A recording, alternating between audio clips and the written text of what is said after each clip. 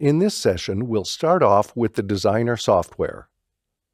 The moment you open the software, you'll see a virtual room under the Routing tab. Don't worry, we'll guide you on how to open a live room later in this training. The beauty of Designer is that it lets you add virtual devices while working offline.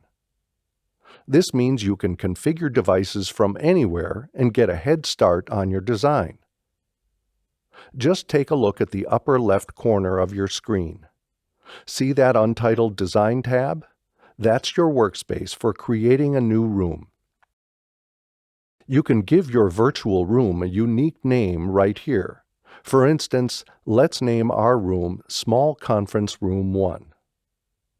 Remember, when you're designing a room, it's essential to know beforehand which devices you'll be incorporating.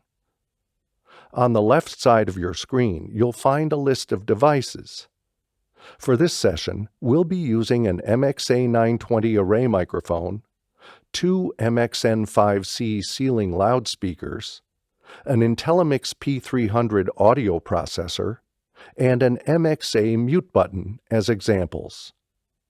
Now let's explore the Auto Route button. This convenient feature lets you connect Shure devices like our microphone, audio processor, loudspeaker, and mute button, and it automatically recommends the best audio routes. Not only that, but it optimizes the audio settings for you too, making room design more efficient.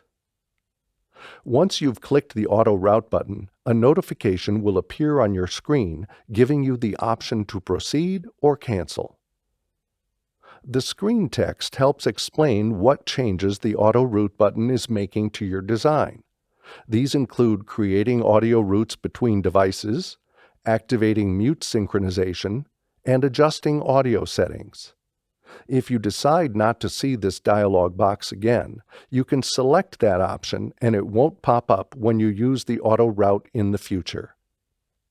As you'll see, Auto Route connects the Dante routes between devices. Now let's look at the MXA920 ceiling array microphone. To access the MXA920 configuration screen, all you need to do is double-click on the device. This will take you to a configuration screen similar to the web UIs we've used in the past, but this can be done in Designer, even offline.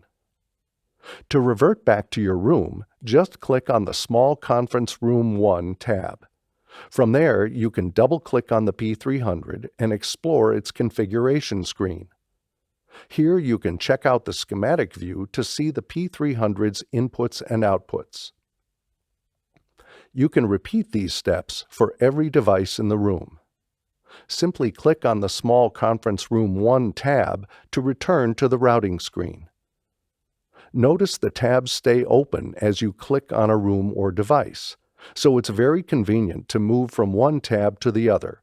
You will always know where you're at.